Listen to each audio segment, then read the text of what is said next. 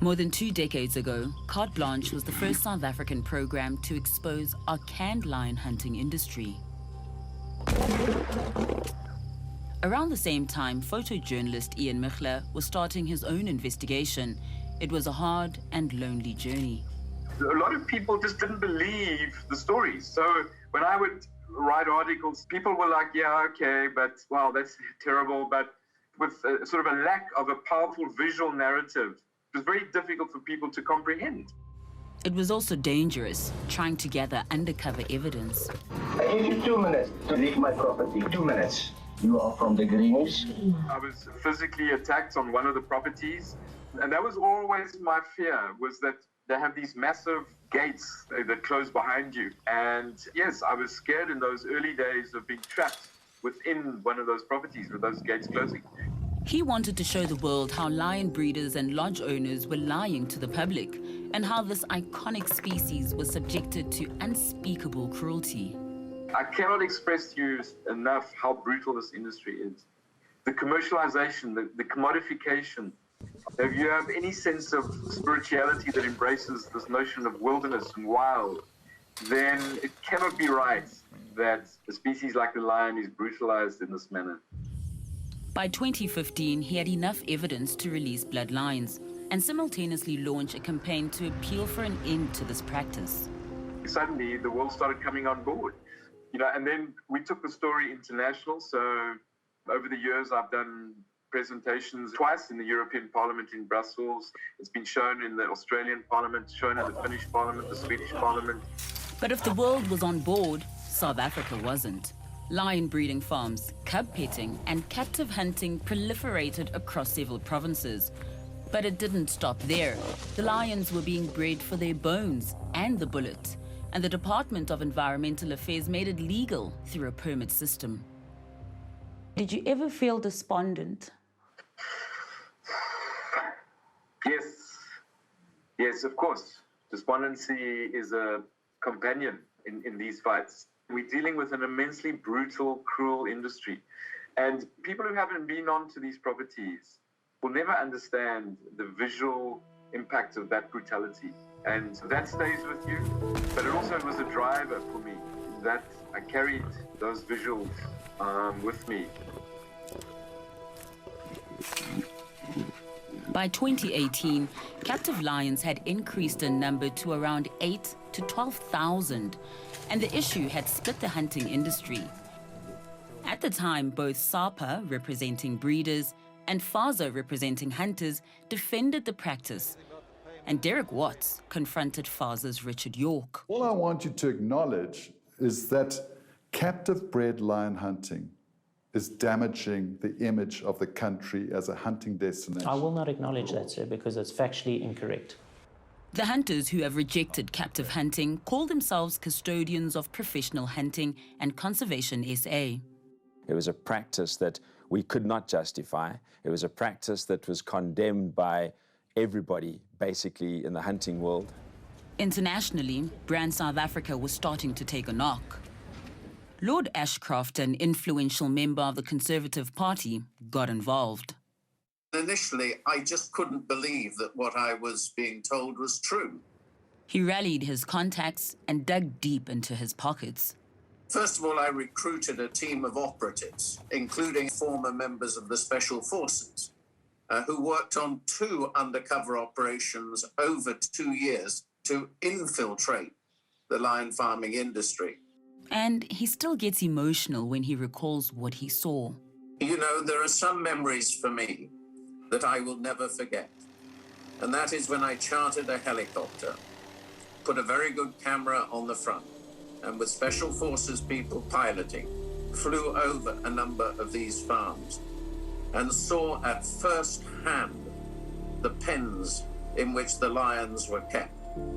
His operatives took photographs of the lions stripped for their bones, and he revealed his findings in a documentary and a book called Unfair Game. It was highly emotional. It was highly horrific.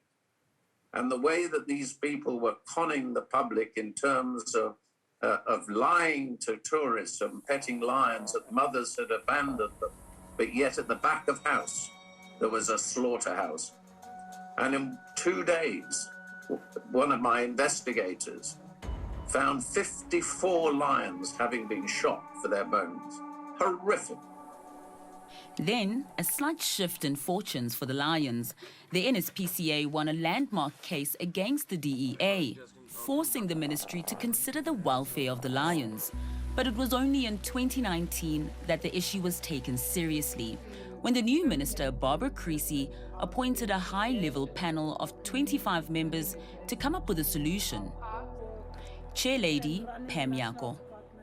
It was a time to think big, but at the same time clean up our house. I get a sense that not only was Brand SA largely considered, but also the welfare of the animals was very critical. Yes, because if we don't look after the welfare of the animals and also the benefits for the people, what is Brand SA? The 25 panelists were made up of scientists, hunters, activists, traditional leaders, and others. The minister, when she came to address us, she said a couple of things. One was that she respected our independence as the panel, and that she also said, interestingly, that you're probably a 𝗀𝗶𝗴𝗶 of this sector.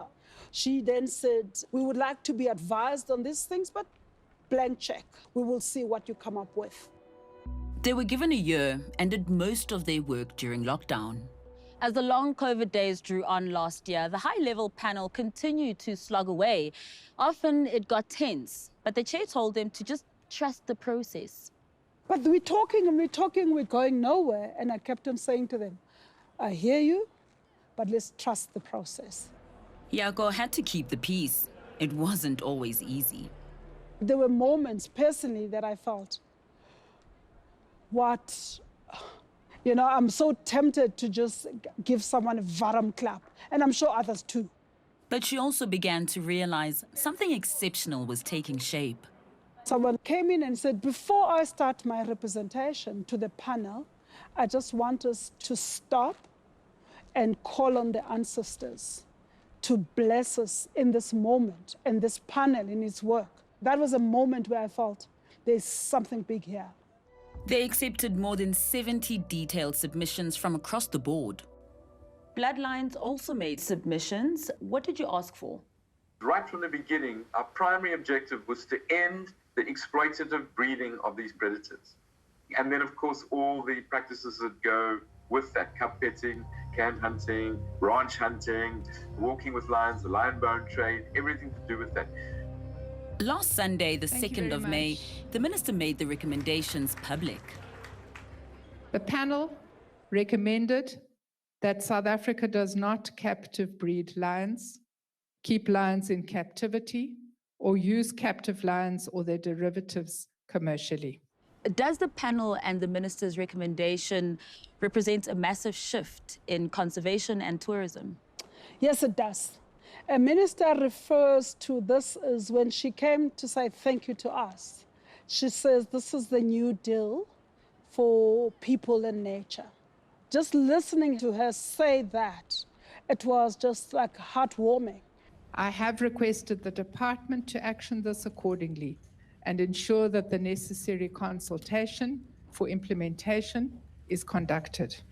For the activists and conservationists who've spent years trying to get government to change its stance on the captive lion industry, last Sunday's announcement came as a surprise. We had no idea that this was going to happen on Sunday.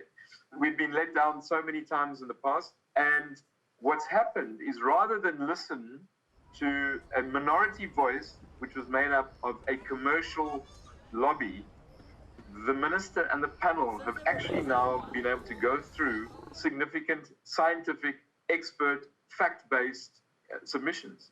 And we got that on Sunday. For the first time, we've had this shift of thinking. But not everyone seems happy. 𝗀𝗵𝗶𝘀 says some of the report's recommendations may have far-reaching effects on the industry, and it would engage the minister and the high-level panel to try and reach a workable solution. 𝗀𝗵𝗶𝘀 says it remains committed to the legal, ethical breeding and keeping of lions in South Africa. 𝗬𝗂𝗎 is studying the document before it will comment. But expect a pushback and possible legal action. The captive lion industry isn't going to go quietly.